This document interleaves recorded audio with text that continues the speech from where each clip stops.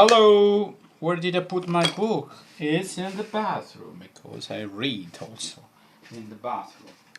Hold on, stay put, don't budge.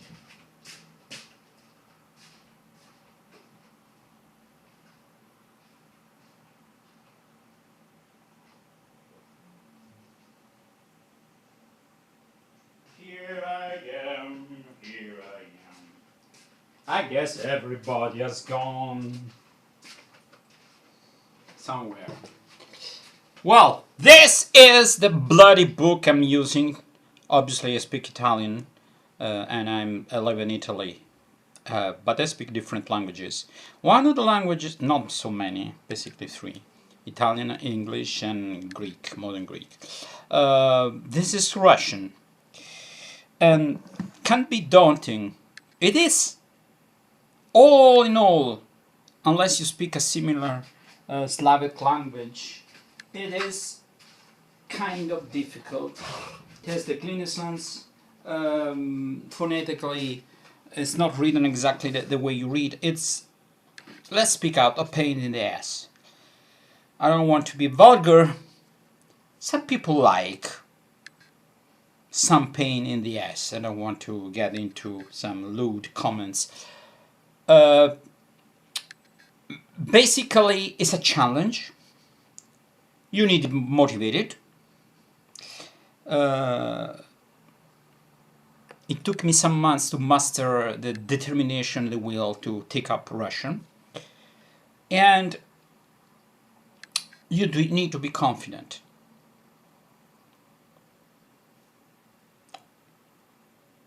And taking the first steps is 2 months of language learning, Russian learning.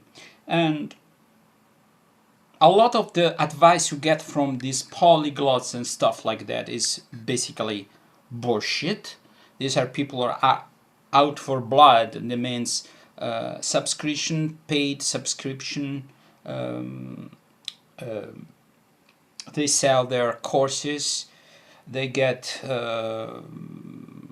money from Facebook because of the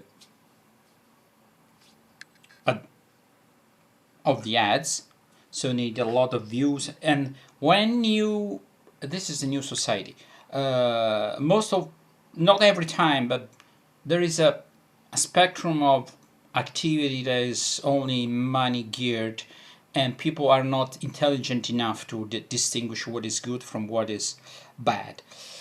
Having said that, this one thing, this sounds obvious, but it's not. It's following a method.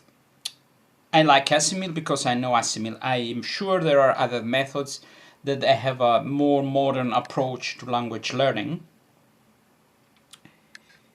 And so the first mistake people make is don't follow a path.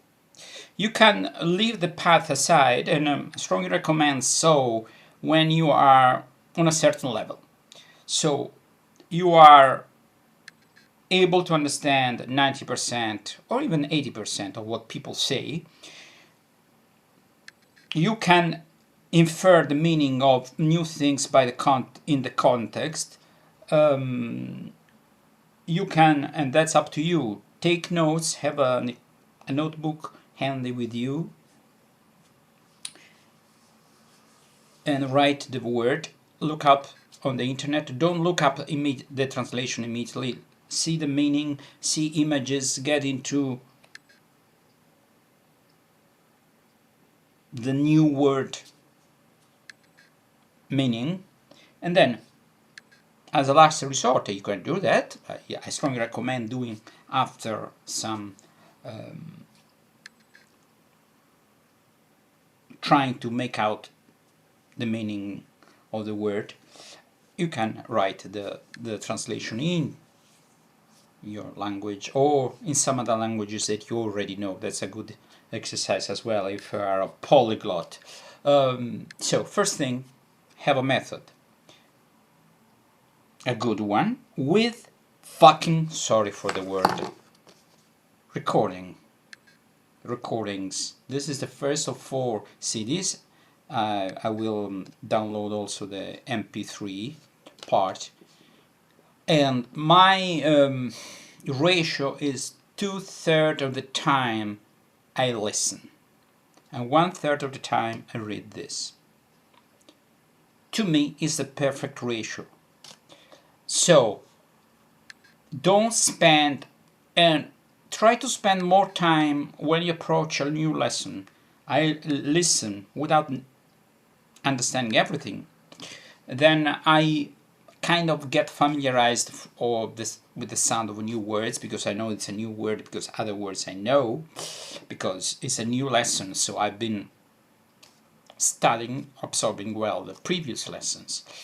So first mistake, you don't have a method. Literally. Why a method? The method has been done supposedly by people who know better, has been time tested, and can be even fun. There's some humor in all these books, Asimil books. I like the fact it's a glossy paper. It's not big. You can have it with you in a bag, and it doesn't take much space. It has also pictures, and these are it's kind of a joke, but the book is not a joke. It leads you to level B. So every day you know what to do. And my idea is, now I'm devoting 90% of the time to this book. Then now and then I'm watching some videos, very simple video, very, very even like this. The more you push forward, the more new stuff get into the game of language learning. Other thing is, have a book with recordings. Listen to the recordings 2/3. Yes, 66% of the time, so to speak. But repeat, don't move forward. Don't push forward and you haven't absorbed. The idea is, I always repeat, and for example, now I listen more from lesson 10 to lesson 20, and then from lesson 20 to 24 much more, because the previous lessons I've been listening to those lessons many times. Usually in the afternoon I listen. I do other stuff that doesn't require thinking. I clean, I do other stuff, I even copy things. Obviously I do that when it's lessons that I really understand, like Italian. How can you understand like Italian because you're a beginner, or like English for that matter? Because I've been working on those lessons long enough for me to absorb them. When you understand something, even if you don't focus on that, it's immediate. That's part of you, and that's a good basis to build the language that you're building of language learning. I don't know, this paradigm is again funny, this example. It sounds obvious, but it's not. I tell you, most of people don't do that. Some people have methods, textbooks, but they don't follow them. They get stuck. They are anxious to learn fast, and presto e bene non vanno insieme, they say in Italian, it rhymes. I don't remember in English if there is something like that. It means there must be. So that is for beginners. Don't be daunted. Don't watch. If I read what's I went through, I looked at a look at it, and it's kind of difficult. But remember, this is a language people speak. Even children in Russia speak it. You know. So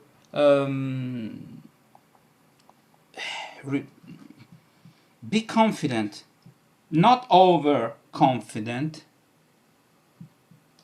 because it's. But once you've done your, 1 hour a day, now devoting 2.5 hours a day. Remember, these 2.5 hours, 1.5, I do other stuff at home and I listen to that. So actually, the time you pass really focused is not so much.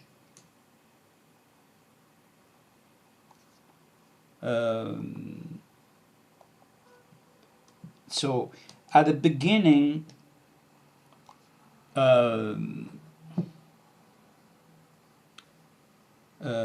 this not is kind of difficult. Spend 2 hours, but haste makes waste. Okay, that's the translation I was looking for.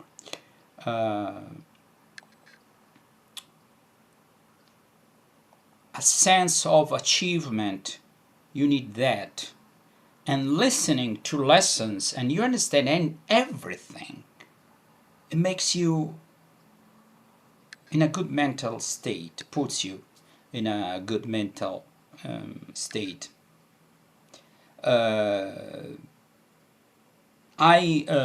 Most now I speak about that because this is a channel, but in real life I don't boast about languages I learn. I don't like it. It's something I do for myself. I would do even if I were on a deserted island with what? I don't know, with books and recordings. I don't know, how can you be in that situation, but it's to give you an example. So learn the language that you like, even if it's difficult. A language that you like will make it easier anyway. Don't be anxious, don't be insecure. Time, determination, and good practice are the key. I don't say the secret, because if I tell you, it's not a secret anymore. Remember that there are no really easy languages. English is not easy. I'd say there are languages that are more difficult at the beginning, but in the long run are easier. English can be easier at the beginning, but it's very difficult to master English. I always read in English, listening. I should upload other videos about writing. People are obsessed with writing. At the beginning, it's more important listening and be able to understand people when they speak, like children do. We all learn to speak, to understand, speak, read, and write. This is the order. Okay? You don't learn to write before you learn to read. You don't learn to speak before you understand. So this is my 2 cents. I know it's part for the course. Yeah, obviously you follow a textbook and you have recording. Believe you me, most people don't do that. That's why after years they always make the same mistakes. I'd say between only casual approach and a grammatical approach. There's something in the middle, golden means, godly luck. And that is a method well done when you have real conversation. That's in, for example, on lesson 22 now, it's in Russian and in Italian. And there's something like that. Nightmare, doctor, I got a problem. Every night I see mice playing football in my dreams. Take this drug and this nightmare will be over. I'm translating from Italian into English. Thank you, I'll take it. See you tomorrow. Why tomorrow? Because tonight they're playing the final, the mice. It's funny, nothing. It just makes learning funny. Not every lesson is that funny. Assuming this is funny, it's okay. It's not that you kind of laugh reading a lesson, but it has humor. It's light, and moreover, you learn the conjugations, the clinism after the fact. They introduce some things, and then they show you the nominative, the genitive, or accusative. Sometimes they match; they are the same. Okay, so between a very casual approach and a very austere, committed approach, you have something in the middle. Sometimes you devote time to understanding things, and you have to be completely preoccupied and focused. But that should mean most of the time, because otherwise you will never do it. Because also our attention span is not that long. I can spend 2 hours listening to recordings when I do other stuff, menial work basically. I cannot spend 2 hours back to back uninterrupted being focused. I can spend 40 minutes and I don't have a lot on my hands. I can imagine people who work during the day and come back home tired. The first thing they would do is watch television, watch stuff on the internet, which is basically nowadays the same thing. You see, huh? I think in Greek, that is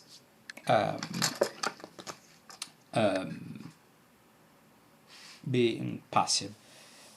Remember, there come a day where you will not even think about language learning.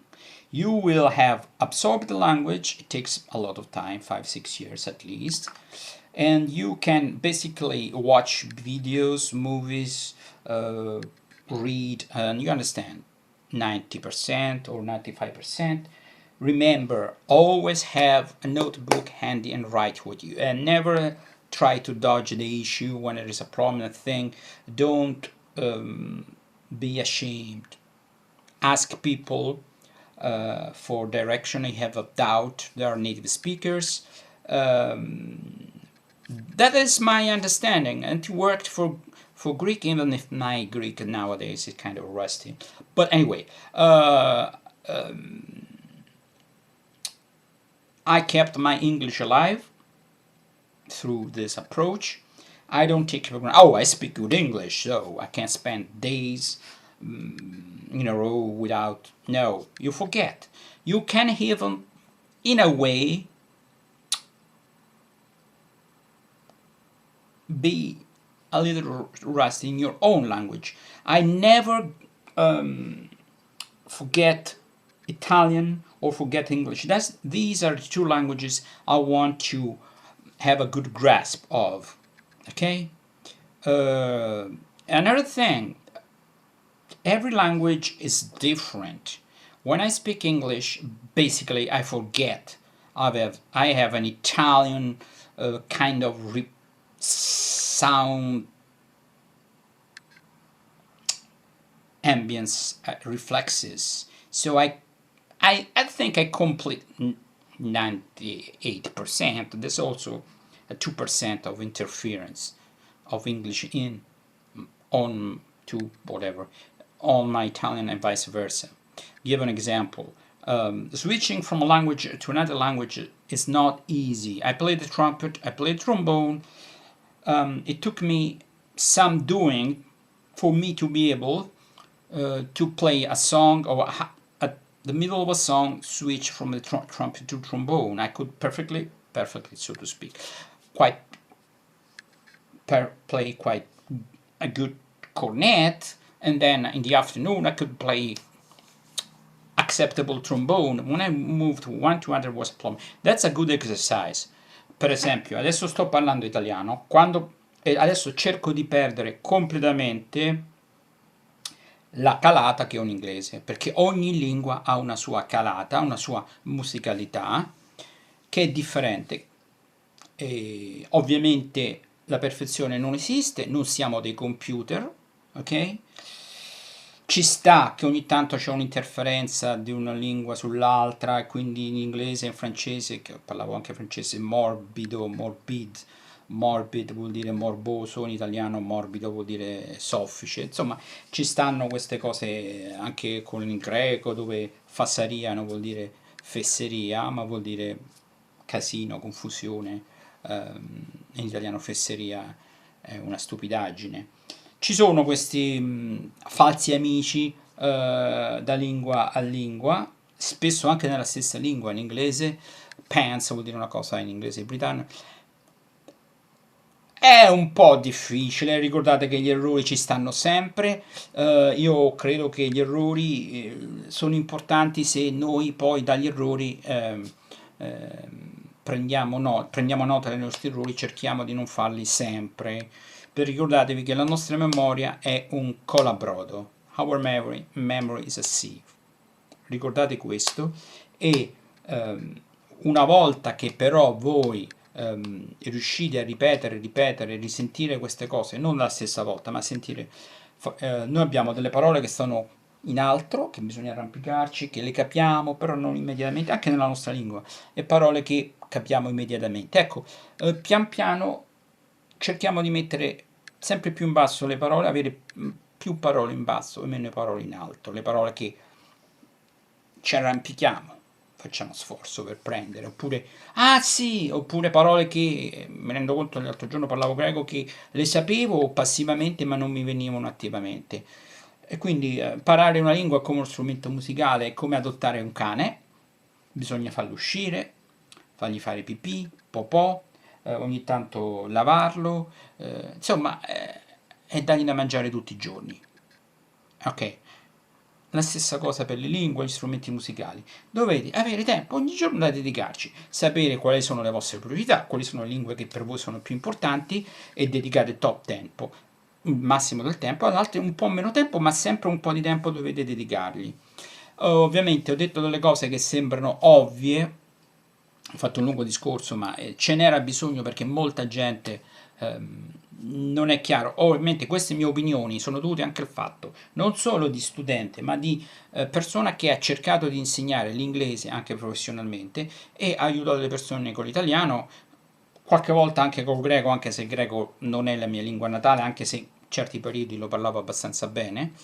E io ho notato che molta gente che affronta il greco non ha una cazzo non capisce cos'è un accusativo, un genitivo. E ragazzi, allora, questo è un altro discorso, come arrivarci, se è meglio fare uno studio diretto oppure sentirlo 100 volte. Per me l'approccio di Assimil è il migliore, cioè presentatelo un po' di volte, il cervello cerca di capire, trovare un senso, cerca di intuire, e dopo questo sforzo di intuizione, in cui qualcosa hai capito, magari non completamente, ti presenta la regola scritta così. Queste cose, ripeto, quasi nessuno ve le dice, e io ve le dico perché io non devo vendere me stesso, non devo vendervi una merita ceppa. Io non dico che non ci devono stare professionisti, però ci sono certa gente che si spaccia per professionista, ma non lo è. Questo è un altro lungo discorso.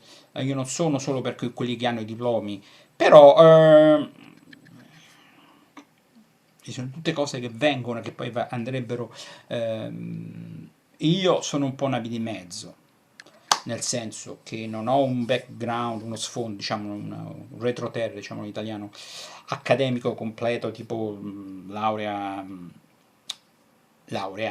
però ho dato degli esami di linguistica anche all'università, ho letto libri, ho un diploma che ho preso con un corso intensivo di un mese per insegnare inglese, ho insegnato a centinaia di persone e ho sempre chiesto alle persone la loro storia dell'apprendimento nelle lingue, quindi mi sono fatto un'idea sia come persona che personalmente impara la lingua, perché per insegnare una lingua, ragazzi, è fondamentale che voi abbiate imparato almeno una seconda lingua ad un alto livello, ok? Per mettervi, e non una troppo facile, non l'inglese e il francese, no, l'inglese e il greco, l'inglese e il russo o l'inglese e il tedesco, ok?